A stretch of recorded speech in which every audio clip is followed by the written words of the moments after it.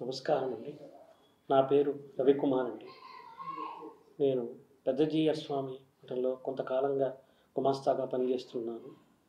అలాగే cable business ఉంది. Real estate వ్యాపారం కూడా చేసుకుంటూ ఉన్నాను. గత 2 సంవత్సరాల క్రితము ఏప్రిల్ 29వ తారీఖున 2023 ఆ రోజు పరకామణిలో ఒక తప్పు చేశాను.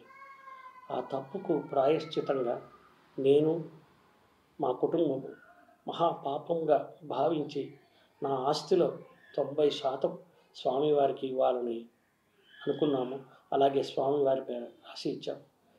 కానీ దాన్ని కొంతమంది మరోలాగా భావించి దాన్ని ఇంకోలాగా మాట్లాడుతూ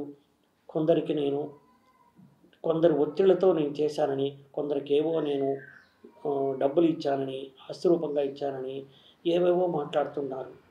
అది కాకుండా నా ఆస్తి నేను స్వామివారికి ఇవ్వటానికి ఎవరికో ఎందుకు ఇస్తాను చెప్పండి. అది కాకుండా నన్ను కొంతమంది బ్లాక్మెయిల్ కూడా చేశారండి.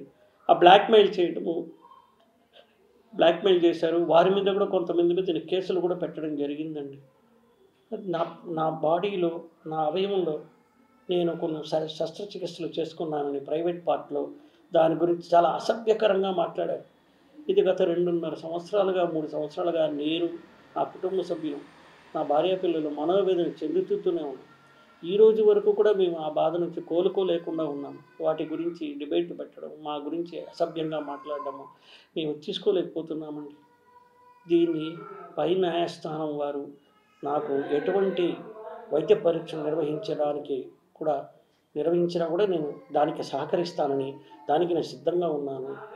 ఆ యొక్క వైద్య పరీక్షలు లేవని నేను నిరూపించుకుంటాను. ఎందుకంటే అవన్నీ అవాస్తవాలు.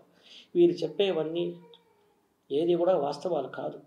దయచేసి అర్థం చేసుకోండి. నా మనోవేదన ఈ రోజుకి నేను, నా భార్యాపిల్లలు తలుచుకుంటే నేను ఎంత మహాపాపం చేశాను తలుచుకుని బాధపడి రోజు లేదు. దయచేసి ప్లీజ్